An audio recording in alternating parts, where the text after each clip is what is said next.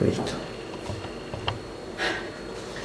Buenas noches, estimado público, en esta noche aquí en el Castillo Pitamiglio, en Las Flores, y con el tema que nos corresponde esta noche, en este ciclo de los 4 pilares del conocimiento, los 4 pilares de la gnosis, ¿sí? Esos 4 pilares en los cuales se sustenta este conocimiento maravilloso y trascendental que es la gnosis.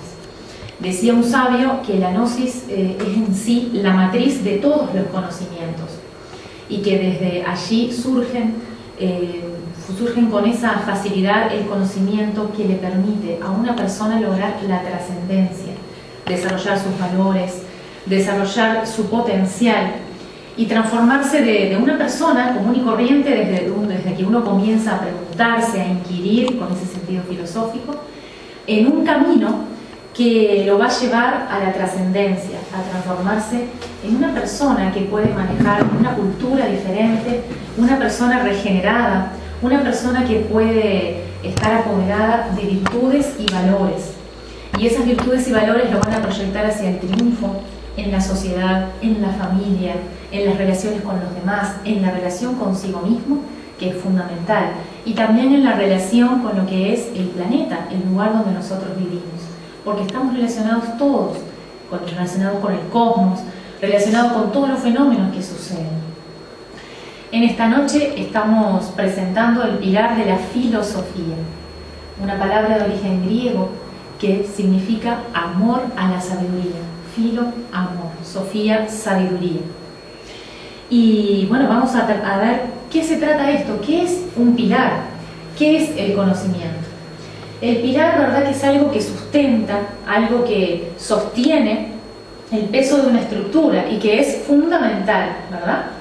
Entonces vamos a ir a la próxima lámina, vamos a conocer un poquito de qué se trata aquello, qué es el conocimiento. Bueno, la definición del diccionario de la Real Academia nos muestra y nos trae esta información: acción y efecto de conocer, entendimiento, inteligencia, razón natural, noción, saber o noticia elemental de algo. Es aquello que puede ser adquirido por la persona. Y también nos habla de un estado de conciencia, estado de vigilia, en que una persona es consciente de lo que le rodea. Y continuamos más adelante conociendo un poquito más lo que estamos trabajando. Tenemos el conocimiento científico. El conocimiento científico, como podemos leer aquí, ustedes pueden tener la noción, ¿verdad?, de lo que consta. Es el conjunto de hechos verificables y sustentados en evidencias recogidos por las teorías científicas, así como el estudio de la adquisición, elaboración de nuevos conocimientos mediante el método científico. Una teoría científica es un conjunto consistente y deductivamente completo de proposiciones científicas que describen hechos relativos al campo de investigación en la teoría. Y vamos a continuar con algo que está fuera de esquema, pero que tiene que ver con aquellos comienzos, ¿verdad?, en la cultura occidental, en la antigua Grecia, con los mitos. La filosofía da un paso hacia adelante luego de vivir lo que es esa etapa mítica en el pensamiento griego. Pero rescatamos un aspecto interesante de lo que era la diosa de la sabiduría, denominada Palas Atenea o Atenea, a la cual su nombre se le debe a la ciudad de Atenas, por esta diosa de la sabiduría, de las artes, de la guerra, de la estrategia, de las polis, de las ciudades. Cuenta el mito que ella nació entera, completa, de la cabeza de Zeus, marcando así ese potencial que encierra la sabiduría, que está relacionada con la inteligencia. Nace de un poder masculino, un poder penetrante, un poder que está relacionado con el estudio, está relacionado con el conocimiento, con lo que es ese saber que busca, que inquiere y que a través del uso de la razón está encontrando las respuestas a las grandes inquietudes que ha tenido el hombre en toda la historia de la humanidad. Y así vamos a ver que nosotros tenemos qué pasa con lo que es la filosofía y la sabiduría, esa relación que hay entre ambas. Bueno, precisamente no es una sola acumulación de experiencias y conocimientos. La filosofía nos lleva a algo práctico. Y es también que como pilar de la gnosis, la filosofía es práctica. Nos conduce a un hacer y a un saber vivir. Por lo que compartimos aquí en la lámina, la filosofía es un tipo especial de sabiduría. Su búsqueda no es el camino al conocimiento absoluto, sino la puesta en práctica de una manera de vivir que pone en cuestionamiento los valores que rigen nuestra vida. Ese amor a la sabiduría es lo que tiene el filósofo. Es una necesidad, un anhelo de la verdad, un anhelo de sabiduría. Y también la traducción que se encuentra no solo es amor a la sabiduría, sino amigo de la sabiduría, amante de la sabiduría. Y la filosofía es algo que está en camino a la sabiduría, precisamente. Es un saber que no es terminado, precisamente es un camino, un proceso. Y esencialmente es búsqueda. Esa es la esencia de la filosofía, la búsqueda de la verdad. La búsqueda de uno mismo, porque también es necesario ese conocimiento de uno mismo. Y por supuesto que responde a las inquietudes más trascendentes que los hombres y mujeres de todos los tiempos se han manifestado, han tenido inquietudes, interrogantes. Responde a preguntas, a cuestionamientos. ¿De dónde venimos? ¿Cuál es nuestro origen? ¿Cuál es el origen de la creación? ¿Cuál es el origen del lugar donde estamos? En este caso, un planeta. Tenemos una parte consciente en nosotros. No solo tenemos un cuerpo que es un traje bioelectromagnético maravilloso, sino que él protege y él encubre algo maravilloso que en Gnosis denominamos que es la esencia. La esencia se manifiesta en nosotros a través de una capacidad que tiene precisamente, que es la conciencia. ¿La conciencia qué es? La conciencia es la capacidad de darse cuenta de las cosas tal cual son. La conciencia captura. La conciencia aprende. Y la conciencia está en ejercicio cuando nos hacemos esas preguntas en el ejercicio de lo que es la filosofía. Y es un afán, una búsqueda de conocer. Y es como penetrar en el misterio de las cosas que nos producen ese asombro, ¿verdad? Bueno, continuamos entonces vamos a ver un poquito de historia rápidamente. Hay un origen que no es el origen como tal de la filosofía, sino que se refiere a la historia. Nace en Grecia entre el siglo V, VI antes de Cristo.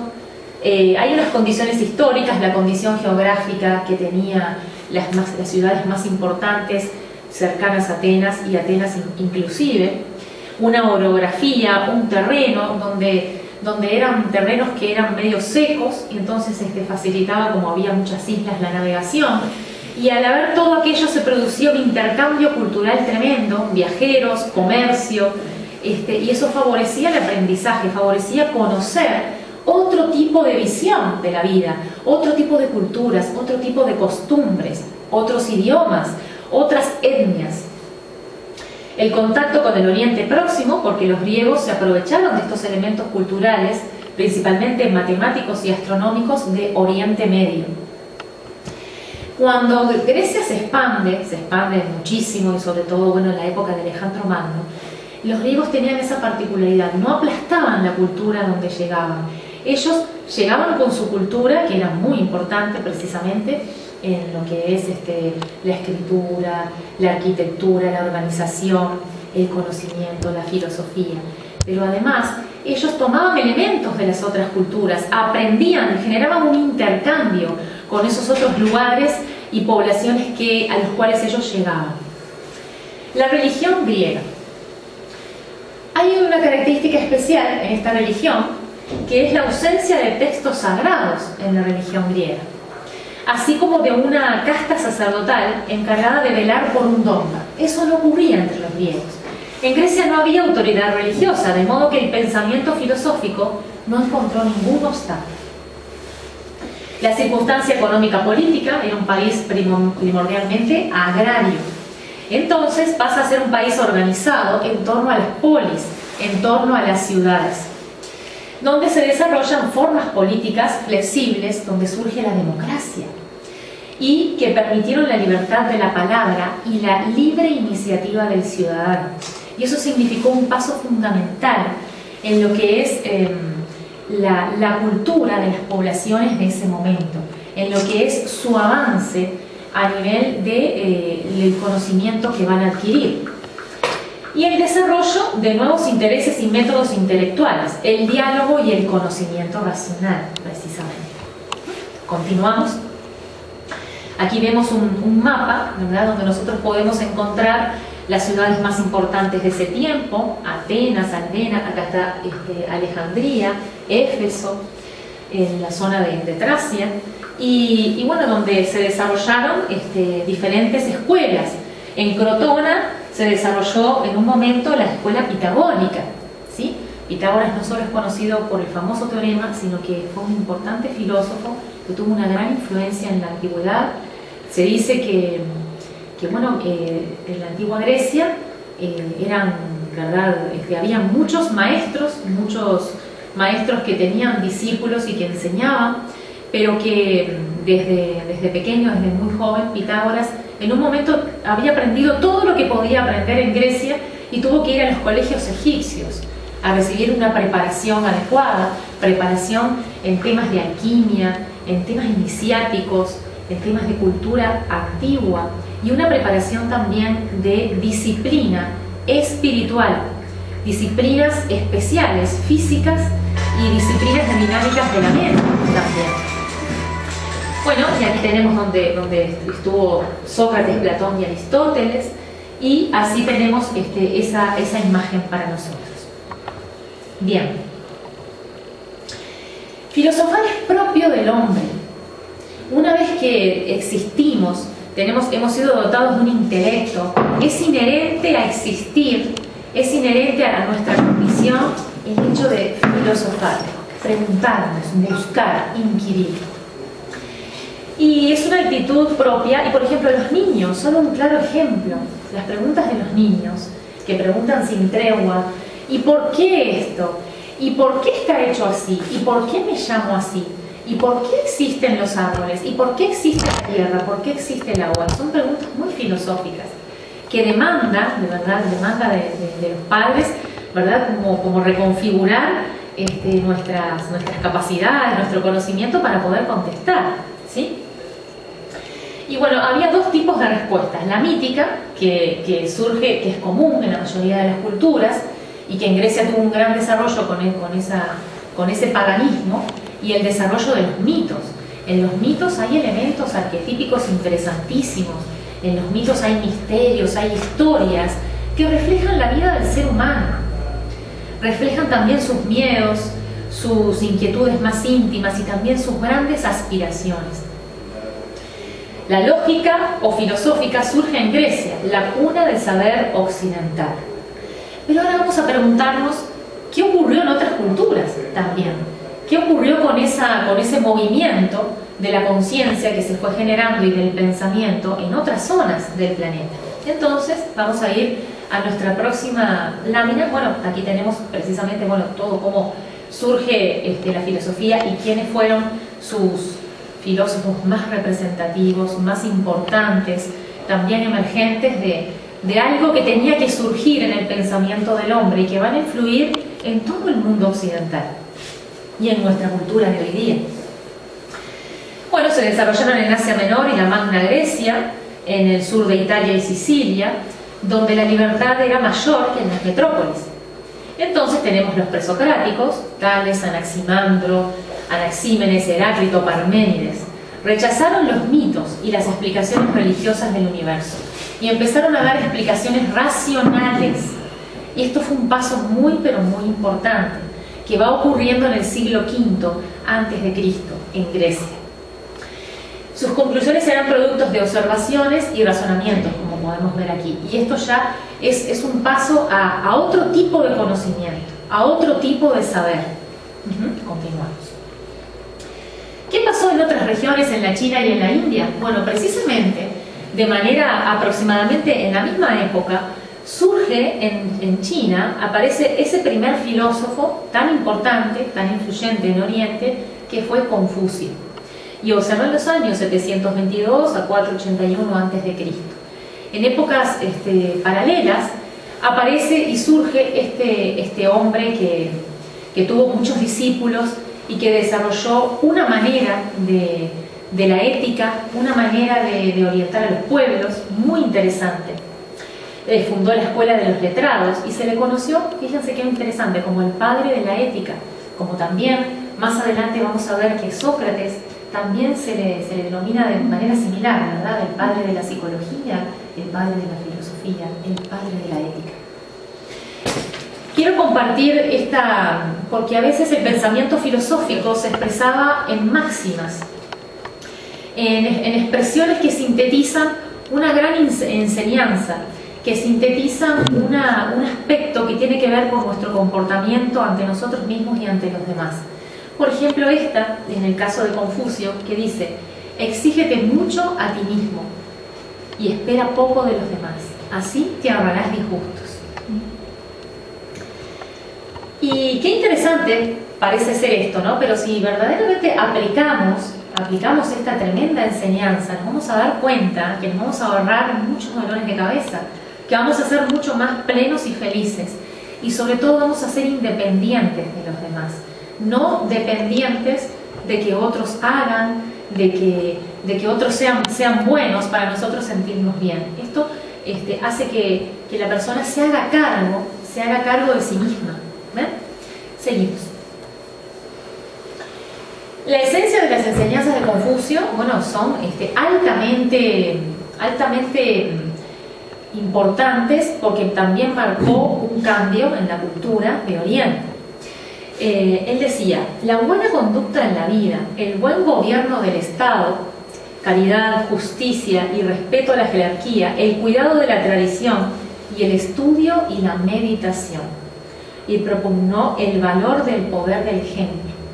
Precisamente, él enseñaba a hombres de gobierno, a futuros príncipes que tenían que dirigir poblaciones, tener estados y gobiernos, y les decía que deberían ser ejemplos. Ellos deberían llevar vidas ejemplares y seguir principios morales para que el pueblo viera ejemplo en sus gobernantes. Qué bonito mundo, qué bonitas concepciones, ¿verdad? Que dan esperanza, que a uno lo dejan como muy motivado, ¿no? Adelante. En la India aparecen, la India es una cultura milenaria. En este caso, aquí tenemos, decidimos compartir con ustedes lo que es algo del conocimiento que están en esos escritos sagrados que se denominan los Upanishads. Son las primeras composiciones filosóficas, son anteriores a los principios de la filosofía griega. Estas son muy antiguas, son miles de años antes de Cristo. Pero tratan acerca de Dios y del universo, de la meditación y de la filosofía. Y describen que existen 7 estados, 3 de ignorancia, que son el sueño, la vigilia y la fascinación. Los 3 estados de ignorancia. Y luego los 4 estados de conciencia. Y también consideran que la ignorancia es la causa fundamental de los males del hombre. Por lo tanto, como aparece en la publicidad grabada, el conocimiento es el sumo bien y la ignorancia el peor de los males para la humanidad. Ajá. Aquí hemos resumido intereses, modos de trabajo, planteamientos de diferentes filósofos de cómo surge la filosofía, cómo se origina, pero ya no como en la parte histórica, sino en la persona, en los individuos. ¿Cómo surge la necesidad de preguntarse? Tiene que haber preguntas, tiene que haber inquietudes. ¿De dónde surgen en las sociedades y en las culturas? Bueno, surge del asombro. El asombro es muy importante. El asombro es lo que nos hace el asombro ante un cielo estrellado, el asombro ante ver nacer a un bebé. Eso es un misterio enorme de la vida, y eso produce un estado un sentido, que en realidad es un sentido que debemos desarrollar, muy importante, el sentido del asombro. A través de que algo nos maravilla, nos deja atónitos, nos preguntamos, ¿y cómo es? ¿Y cómo puede ser que ocurriera? ¿Y qué generó que ocurriera este evento? En la antigüedad, el cielo estrellado, la mecánica celeste produció gran asombro. Así surge la astronomía, la astrología, y surgen las preguntas esas de dónde venimos y hacia dónde vamos. Porque al estar con un fuego encendido, imagínense las poblaciones más naturales en los siglos V antes de Cristo, que ya había polis, pero era una vida en comunión con la naturaleza, era una vida organizada también, pero al contemplar un cielo estrellado, una luna creciente como esta noche, aquí en este lugar tan artístico, tan bello, tan bien presentado, que es el Castillo Pitamiglio, aquí en esta localidad, genera un estado de asombro y también de inspiración. Bueno, otra de las cuestiones que anima a las preguntas, a los cuestionamientos y también a la crítica, es la admiración intelectual, porque nos produce cuestiones de generar nuevos conceptos, nuevas ideas, unos estímulos. Hay eventos que nos producen estímulos de ese tipo. Y en la antigua Grecia, en el siglo V, había dos tipos de líneas. Estaban los sofistas y estaban los socráticos. Los sofistas eran aquellos que se encargaban de preparar, arengar personas, arengar público. Ellos enseñaban retórica, también enseñaban razonamiento, enseñaban matemáticas. ¿Por qué? Y enseñaban el arte precisamente de cómo